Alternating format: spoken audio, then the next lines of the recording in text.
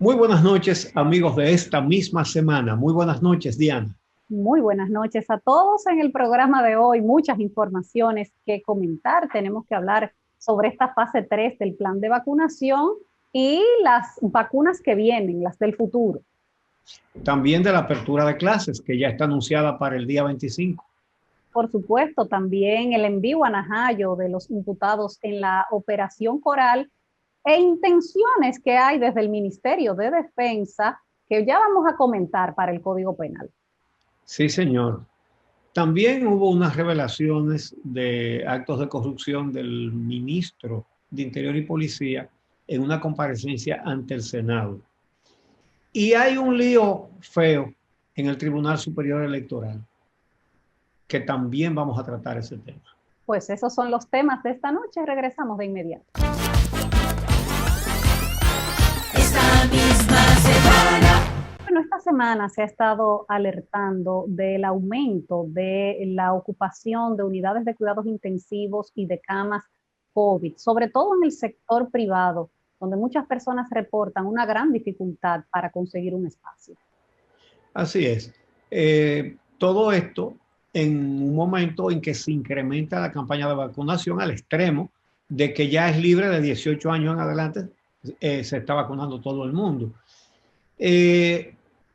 Ciertamente, el presidente de la Asociación Nacional de Clínicas Privadas, Sandeclip, fue el que trató el tema de la situación de falta de camas y unidades UCI, no de falta, pero de escasez. En cuidados intensivos COVID estamos al 100% y tenemos de cuidados intensivos 11 camas. Y 11 camas y 11 ocupadas. Y de camas que no sean de intensivo, tenemos unas 22, de las cuales el 85% está ocupado. Al comenzar ya la vacunación abierta para todo el mundo, se esperaba mayor afluencia de personas. Sin embargo, como hay vacunas y como es libre, cada día se establece un récord. Por ejemplo, el lunes se vacunaron 129.348 personas, la primera vez que se llegaba a esa cifra. El martes entonces fueron 156.780. El miércoles 160.000 y pico. Sí, fue casi medio millón de personas en 3 días. Sí, sí, sí. Vean, acá casi medio millón o más. Deja ver. Y bueno, 300, esta semana sí, pasamos por mucho del medio, como 440, 450.000 personas. pero con los vacunados del jueves y del viernes pasa por mucho del medio millón de personas vacunadas en solo 5 días que Así lleva mismo. esta semana y que empezó la fase 3. Eso es muy alentador. Mira, hay muchas cosas que desde el Ministerio de Salud deben ser explicadas o aclaradas, porque evidentemente a mayor proporción de la población vacunada se espera que disminuyan los contagios. También la gente tiene que saber que el hecho de estar vacunado, sobre todo si solo tiene una dosis, no lo protege del contagio, se pueden contagiar. Entonces, Sí, hemos estado viendo, tanto como decía el doctor Jorge Marte, como decía el presidente de Andeclip, que ha subido la demanda de camas para COVID en los últimos días. Y a eso hay que ponerle el ojo.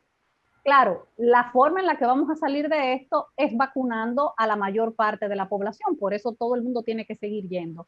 Y ahí viene entonces una negociación que hizo el gobierno dominicano con la farmacéutica Pfizer. Ustedes recuerdan que el gobierno había conversado con Pfizer para casi 8 millones de dosis. Pensábamos que esas 8 millones de dosis estaban ya compradas y ese contrato hecho. Sin embargo, esta semana nos enteramos por las visitas de la vicepresidenta al Senado que lo que se había aprobado inicialmente eran términos de condiciones y la intención del gobierno dominicano de comprarlas, pero esa negociación no se había cerrado.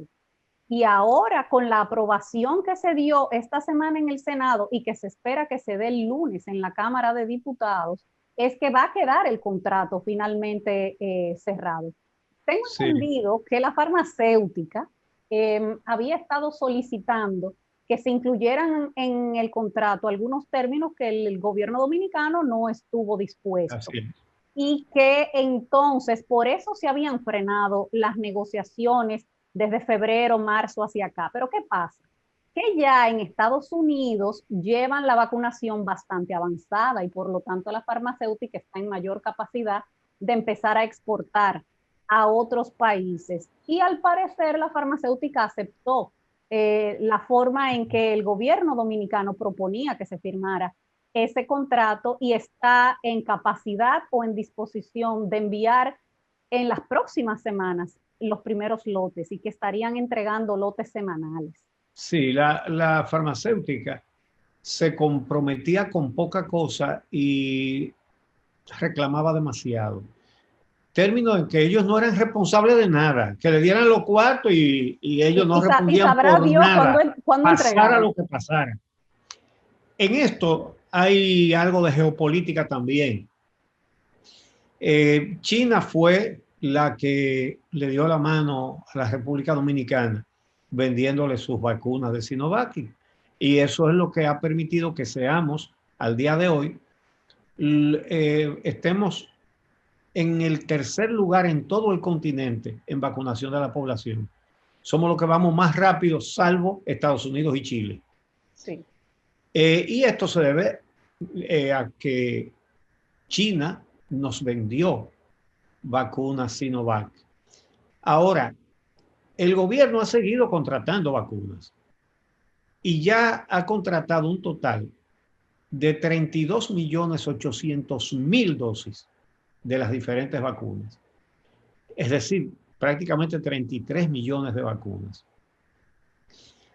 Muchos dirán, bueno, pero si la población son 11.000, si vacunaran a todo el mundo, que eso nunca va a suceder, serían 22 millones y están comprando 33. Bueno, eso no es tirar el dinero. Vale más emplearlo en contratar vacunas para asegurar que nos vacunemos pronto, porque se pierde menos que si nos ponemos a esperar y se retrasan las vacunas y todo eso. Pero no solamente de hecho, eso. si se puede mantener el ritmo de vacunación que tenemos, para verano vamos a estar todos vacunados. Exactamente. Seríamos casi líderes mundiales. Sí, entonces, totalmente. Sí, entonces, ¿qué pasa? Tampoco se van a perder las vacunas que se compren de más. ¿Por qué? Porque, número uno, los médicos han dicho que se puede usar como un tercer refuerzo. Sí, eso se para espera, garantizar la inmunidad. Eso se está ponderando, que dentro de varios meses aplicar entonces una tercera dosis de refuerzo. Eso está pero ahí. hay otra, Eso pero está hay en otra investigación. utilidad. También sirven para otra cosa. Puede servir para estos dos propósitos, y es que puede usarse para reactivar el turismo a países que van más lento que nosotros. Ofrecerles, vengan a República Dominicana y vacúnense aquí, que aquí bueno, hay vacunas. de hecho, ya se está haciendo de esa manera en Sí. Nueva York y en la Florida, que ahora tienen más vacunas que las que necesitan y Sí. incluso en el aeropuerto en Miami están vacunando.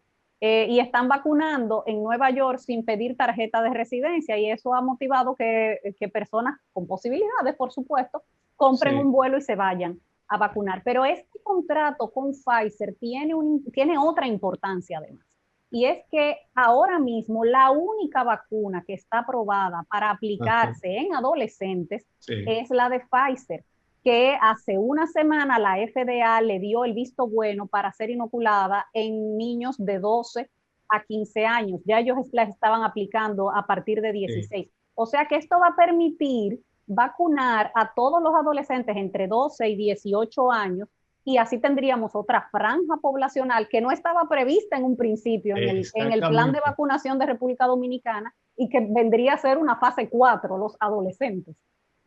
Así es. Bueno, entonces, otro tema es la apertura de las clases, pero ese lo vamos a tratar en el próximo segmento. Ya volvemos.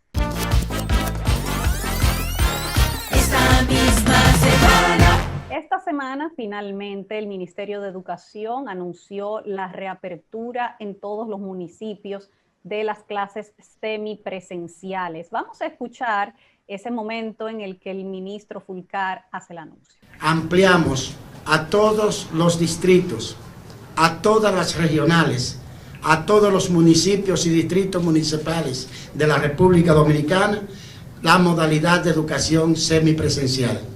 Bueno, algunos dicen que no, desde la ADP algunos dicen que no,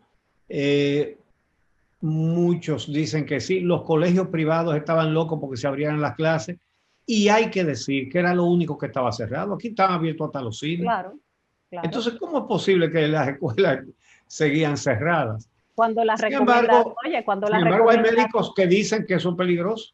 Cuando la recomendación de la Organización Mundial de la Salud es que las escuelas deben ser lo último en cerrar y lo primero en abrir. Lo último en cerrar y lo primero en abrir. Y de hecho, si aquí se fuera a tomar la decisión de empezar a cerrar por algún aumento de casos, se debe empezar a cerrar por otros sectores, por los bares, por los restaurantes, por los gimnasios, los cines, etcétera. Y de último las escuelas. Pero ¿qué es lo que ha sucedido también? Y es que se ha visto, y es el reporte que hacen directores de algunas escuelas, como lo han recogido los medios, que han hecho también recorridos en estos días, que hay escuelas que no estaban listas, que no estaban preparadas. Y uno se pregunta ¿por qué? Si los estudiantes estuvieron 14 meses fuera de las aulas, y este gobierno ya lleva 9 meses. Entonces, en estos 9 meses, ¿por qué no se intervinieron todas las escuelas? Justamente para que estuvieran listas el día que se arrancara. Exactamente, porque las escuelas que no tenían sanitario, no había que esperar nada para hacerle sanitario. Para poner solo un ejemplo, que eso es frecuente, ese problema. De todas maneras, podemos ver los desacuerdos al escuchar lo que dicen varios legisladores de diferentes bancadas. Si falta un mes, ¿por qué demonios lo van a abrir? ¿Por qué? Porque eso deja dinero. Eso deja dinero. Es que no tienen que llevarse a los empresarios. Los empresarios aquí lo que han sido es prácticamente unos beneficiados del gobierno, y el gobierno no puede estarse llevando de esta gente. El aumento que estamos teniendo después de la reapertura del COVID, yo creo que ya lo que debiéramos es dejar que termine el año escolar de la forma que lo estamos haciendo, porque además como se ve como abrupto ahora los muchachos que ya están adaptándose a este proceso. Estaríamos iniciando en agosto o septiembre el año lectivo. Yo entiendo que hay que hacer un ensayo, tienen que comenzar los chicos a ir a la escuela. Yo tengo las vistas muy bonitas de la Escuela Santa Rosa de Lima de Puerto Plata. El inicio de las clases fue muy lindo, muy hermoso, guardando el protocolo.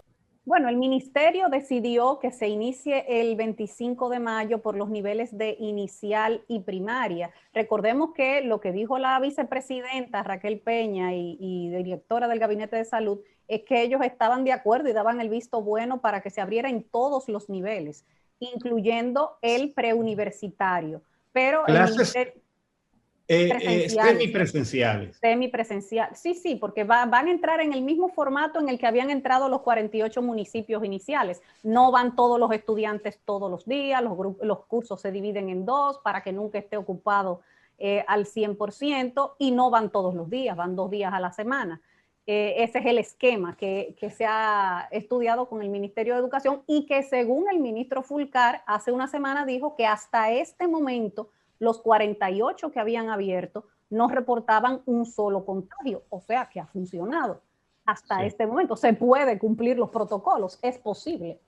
Y hay algo que falta por especificar, porque cuando la vicepresidenta habló de que daban ese visto bueno, se refirió también a la educación universitaria, y el Ministerio de Educación Superior todavía no ha dicho cuándo regresarán los estudiantes de las universidades a las aulas también. Así es. Vamos a hacer entonces una pausa y regresamos con el caso Coral. Esta misma semana. Tal y como lo solicitó el Ministerio Público, el tribunal le dio 18 meses de prisión preventiva a los implicados en el caso Coral, encabezado por el mayor general Adán Cáceres y por la pastora Rosy Cruz, ¿verdad? No, Guzmán, Rosy Guzmán. Entonces, el Ministerio Público salió ganancioso porque todo lo que planteó fue aceptado por el tribunal. La jueza... Incluso la petición de que el mayor Raúl Girón fuera enviado a prisión domiciliaria bajo la protección del Ministerio Público, sin que se conozca en qué casa es que él va a estar cumpliendo esa prisión domiciliaria, porque como ustedes imaginarán, después de todo lo que ha dicho ese hombre, hay que protegerlo. Bueno, él mismo dijo que de cualquier cosa que le pase a él o a cualquier familiar suyo, él responsabiliza al mayor general Cáceres y al coronel de ASA. Lo que más llama la atención en este caso, porque, mira, en esas audiencias creo que se mostró lo suficiente para saber que va a haber condenas o para esperar que habrá condenas cuando se llegue al juicio de fondo. Hay pruebas de más. Mira, que yo creo que además algunos de los imputados, aparte de Raúl Girón, pueden también empezar a colaborar con el Ministerio Público. Y te voy a decir, por ejemplo, la situación en la que está la pastora Rosy Guzmán. Su hijo también está cumpliendo 18 meses de prisión preventiva, acusado por el Ministerio Público de ser testaferro de todo este entramado, porque muchas de las propiedades también estaban a su nombre. Y podría haber una negociación de parte de la pastora para tratar de que su hijo salga lo mejor parado de toda esta situación. Un muchacho que lo que tiene son 22 años. A propósito de eso, hubo escarceos públicos, personas que dijeron que a los guardias no lo deben llevar a Najayo porque esto no tiene precedentes. Señores, estamos viendo lo que sucede con un Ministerio Público independiente. Allanar la casa de un mayor general activo, arrestarlo, ¿verdad? Darle medida de coerción y mandarlo a Najayo. Entonces, ha habido algunos escarceos en ese sentido. Pero resulta que el actual ministro de Defensa, Díaz Morfa, que es un hombre muy decente y todo eso, pero entendemos que está muy equivocado porque él envió una carta al presidente de la Cámara de Diputados, Alfredo Pacheco, ya que se está discutiendo el nuevo Código Procesal Penal. No, el penal. Perdón, el Código Penal. Y le pide que se incluya, que se vuelva a incluir un artículo que había antes y que desapareció. Sí, el artículo 5 que creaba la jurisdicción militar. La jurisdicción de justicia militar. Pero la Constitución no prevé eso. No, de hecho, la Constitución no existe. Ese artículo había sido derogado en el Código Procesal Penal. O sea, hace tiempo que esa jurisdicción no existe. Exactamente. Y entonces, tú te imaginas en medio de esta circunstancia, donde se ha destapado todo este escándalo de corrupción, pedir que otra vez exista una jurisdicción militar para juzgar a los militares por sus delitos. En ninguna democracia eso existe. En ninguna. Pero además, señores, se cae de la mata. Ante la justicia, todos los ciudadanos son iguales. Entonces, ¿por qué va a haber regímenes de prisión diferentes para militares y para civiles? Pero todavía encima de eso, la justicia no puede colocar en situación de desventaja a nadie, sobre todo a las víctimas. Entonces, la víctima de un militar que haya cometido un hecho penal, entonces está menos defendida que la víctima de un civil. Eso no es posible, porque un militar preso en un recinto militar es otra cosa. Olvidamos ya la fiesta de Perico Ripiao, cuyas imágenes trascendieron con el general Pau Castro, que estaba cumpliendo una condena de 30 años de prisión por el asesinato del periodista Orlando Martínez, y celebraba su cumpleaños con Perico Ripiao. Pero lo dijo Raúl Girón en sus declaraciones al tribunal, en el turno que él agotó. Él explicó, mire, fácilmente, si yo estoy en una prisión militar, el fin de semana estoy en Jarabacoa con mi familia. Sí, si los otros guardias me ven triste, me llevan una muchachona. Él lo dijo así mismo. Así mismo. Y tenemos computadora con internet 24/7, celular, televisión, aire acondicionado. Entonces, fíjate, ¿cómo es que el ministro de Defensa hace esta solicitud a la Cámara de Diputados cuando existe incluso sentencia del Tribunal Constitucional al respecto? Oye lo que dijo el Tribunal Constitucional. La jurisdicción militar es un ente administrativo disciplinario, quedando fuera de sus competencias aquellas faltas penales que constituyan una infracción a su régimen penal militar, las cuales deben ser conocidas por los tribunales penales ordinarios. Se cae de la mata, y es una decisión del Tribunal Constitucional. Claro, pero por supuesto. Claro. Incluso si se llega a probar lo que él quiere, eso se cae en el Constitucional. Óyeme, lo único que justifica que un militar esté arrestado en un recinto militar es una falta disciplinaria. Porque eso no le importa a la población. Él no ha afectado el derecho de ningún ciudadano, sino que ha cometido un acto de indisciplina. Entonces, ok, si le dan 10 días, tiene que ser en un recinto militar. Pero un hecho penal, imposible. Claro. Eso era cuando Trujillo y cuando Balaguer. Señores, por cierto, dentro de 2 semanas se cumplen 60 años de que Trujillo está muerto. Ahora, tú te imaginas además... No podemos traer un privilegio ante la justicia para los militares. Tú te imaginas además, mira el ejemplo de Adán Cáceres. Adán Cáceres es un mayor general. Él es un mayor general, es el militar de más alto rango que ha caído preso estando activo en este país. ¿Tú te imaginas a un teniente investigando a un mayor general? Ajá. O a un sargento. O un teniente o un sargento como carcelero. También como carcelero. Sí. Un subalterno. Sí, exacto. Es todos los demás son subalternos de ese preso. Entonces, mire, el muy decente teniente general Díaz Morfa haría bien retirando eso. Sí, pero si no lo retira, lo único que puede hacer la Cámara de Diputados con eso es ignorarlo. Totalmente. La Cámara de Diputados no puede restablecer una ignominia como esa. Cuando Balaguer estaban en los tribunales militares y policiales, un policía mataba a una gente en la calle y era un tribunal policial que iba. Averigua cuántos fueron condenados. Porque era con su compañero, con sus amiguitos. Imagínate tú. Mira, pero la directora de persecución, Jenny Berenice Reynoso, se lo dijo a la prensa, le aclaró por qué ellos no podían ir a un centro especial para militares. Vamos a escucharla.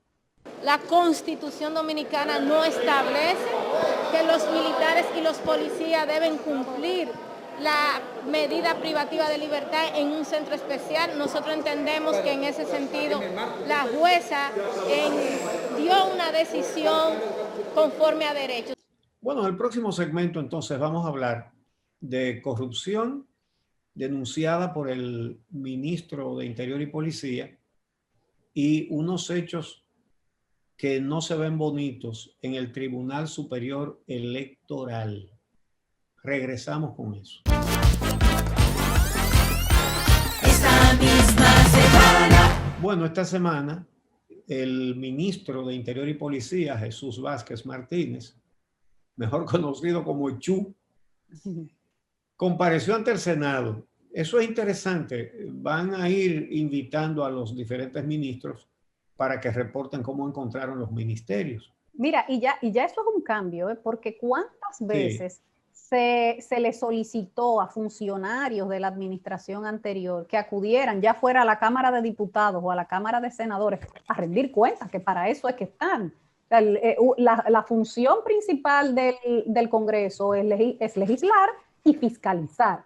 Y esa labor de fiscalización siempre ha sido muy débil Y cuando se invitaba a los funcionarios o se les solicitaba o se pedía alguna interpelación, no había forma de que eso ocurriera, aun cuando eran invitaciones cordiales. Mire, por favor, lo invitamos a que venga a hablar con la Comisión de Justicia o con la Comisión de Hacienda, ni así.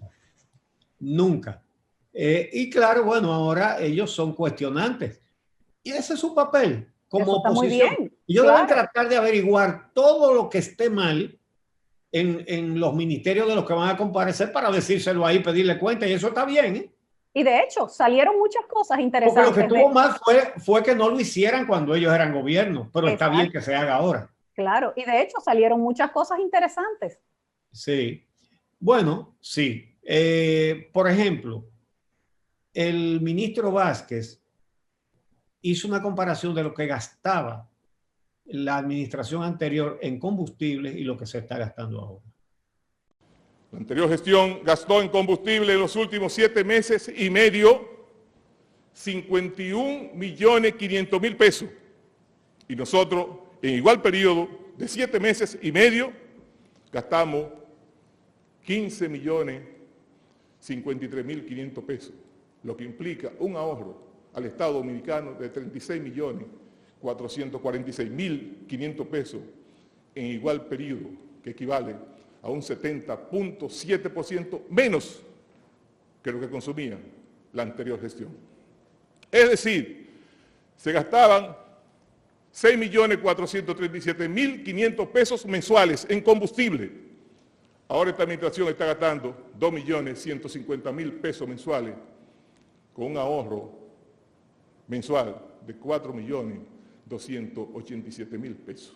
Y vamos a escuchar ahora lo que él dijo sobre el gasto en teléfono que tenía el Ministerio de Interior y Policía. A nuestra llegada al Ministerio de Interior y Policía encontramos un consumo mensual por concepto de servicio de telefonía móvil compuesta por flota abierta con minutos y data de 851.652 pesos mensuales. Realizamos una depuración de los recursos humanos que debían disponer de flota, limitando la misma exclusivamente a quienes les corresponde de conformidad con el manual de cargo, logrando en esta medida un ahorro de un 51.4%. Es decir, nosotros gastamos en flota 415.046 pesos mensuales de combustible. Esta nueva disposición implicará un ahorro anual de 4.980.552 pesos al Estado Dominicano. Dijo que encontró muchísimas botellas y diferentes nóminas, pero la denuncia más grave que hizo fue que él encontró un laboratorio de balística que fue asignado a una empresa privada sin licitación, alegando urgencia. Dígame usted cuál era la urgencia. Entró el mar en algún momento. Oye, de urgencia, un laboratorio de balística. Pero oye, ¿cómo es la cosa? El dinero, $22 millones, lo puso el Estado. Y la empresa a la que se le concedió el contrato cobra los servicios. Es increíble, increíble. Vamos a escuchar la explicación del ministro. Entregado formalmente a la Comisión de Abogados designada por el señor Presidente de la República para la recuperación del patrimonio de bienes del Estado para el estudio y análisis, el contrato de concesión de fecha 8 de agosto del año 2011, que le fue otorgado a una empresa para la construcción y administración del laboratorio balístico que realiza la captura de las huellas balísticas de las armas de fuego a los fines de estudio y que puedan verificar si en el otorgamiento de este contrato se produjo algún perjuicio económico en contra del Estado Dominicano. Y de ser así, den inicio a todas las acciones legales en procura de terminar el mismo, toda vez que preliminarmente evaluamos una discrecionalidad y falta de transparencia por los siguientes motivos. El contrato se firmó previo a una declaratoria de emergencia y seguridad nacional, sin existir ningún motivo legítimo para tal consideración. El contrato se firmó previo a una declaratoria de información reservada. Fue realizado de grado a grado. Esta concesión es lesiva al interés nacional, toda vez que no existe un equilibrio económico en el mismo. El concesionario no tenía experiencia previa, ni aval técnico ni económico. El contrato fue suscrito sin la provisión de una fianza de fiel cumplimiento.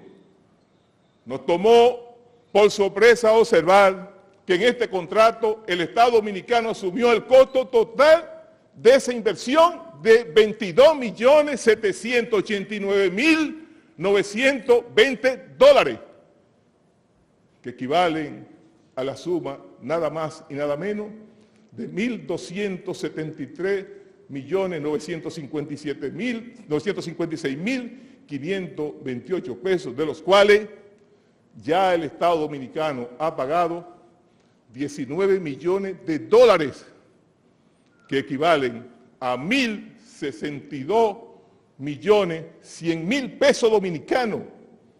En adición, el Banco de Reservas financió con tasa preferencial la adquisición del inmueble de donde opera el laboratorio. Y otro tema que trató fue el de la delincuencia. Ha habido muchos actos, muchos delitos últimamente. Y el ministro no nos dio buenas noticias en esa materia. El tema de la criminalidad y la delincuencia es un tema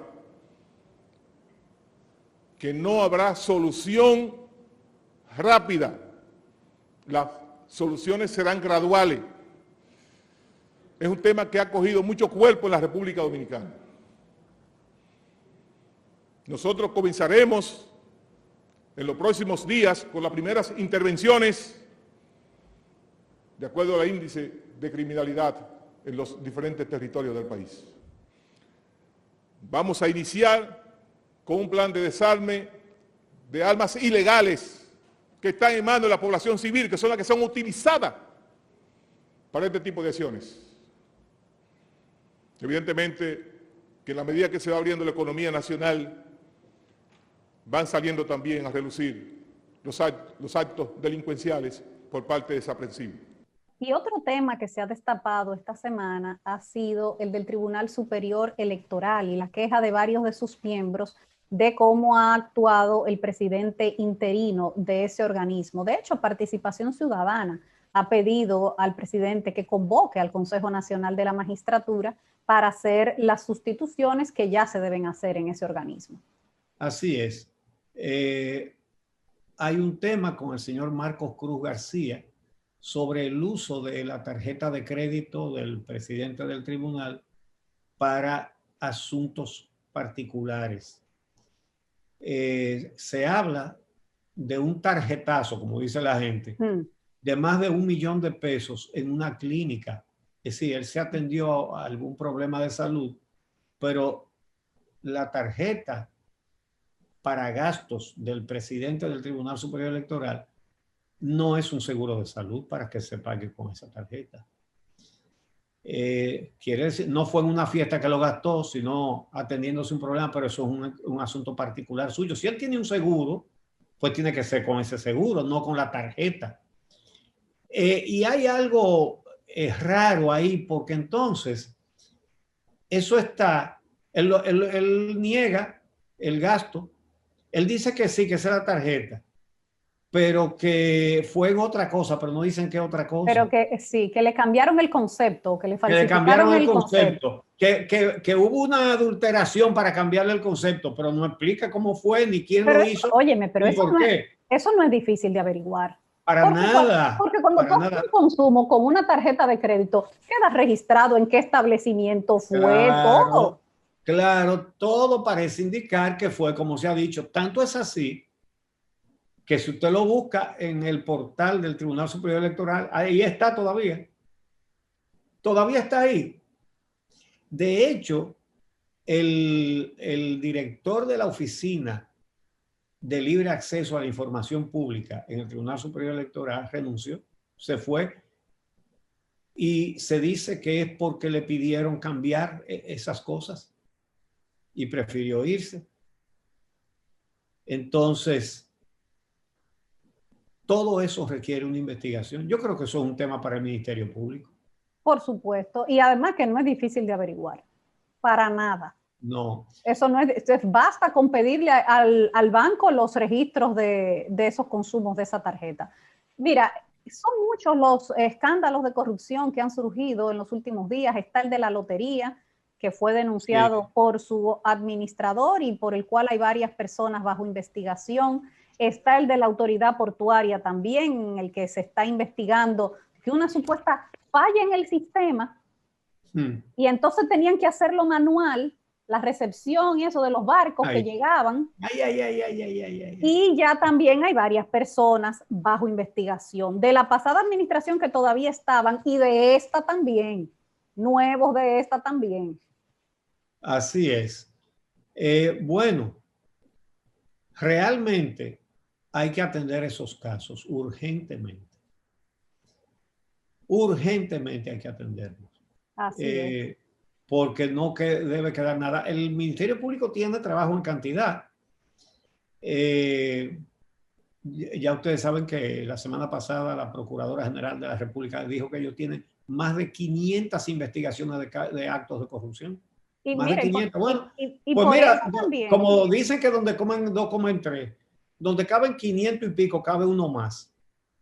Así que hay que darle el frente al tema ese de tanto del Tribunal Superior Electoral como de la autoridad portuaria. Y por eso es que no se puede sancochar el Código Penal, porque mira cómo ha salido a relucir en todos estos días las debilidades, carencias o falta de garras para el combate a la corrupción de ese código. Que entre los temas que afectan el tema de la corrupción está el de los partidos que decidieron dejarlo fuera, exentos de responsabilidad penal, y entonces ahora no pueden hacerse los locos, porque eso se lo había dicho la comisión de juristas que designó el Poder Ejecutivo, se lo había advertido eso. O sea, que no pueden alegar ignorancia tampoco. Bueno, pues entonces, sí, por eso es que es importante ponerle ojo artículo por artículo a ese código. Entonces, hace falta la intervención del Ministerio Público en el Tribunal Superior Electoral y para el mismo Tribunal Superior Electoral una sesión del Consejo Nacional de la Magistratura. Bueno, con este tema terminamos. Despedimos, así mismo, despedimos hasta el próximo sábado, agradeciendo a ustedes su sintonía. Nos volveremos a encontrar por aquí en esta misma semana en Telesistema.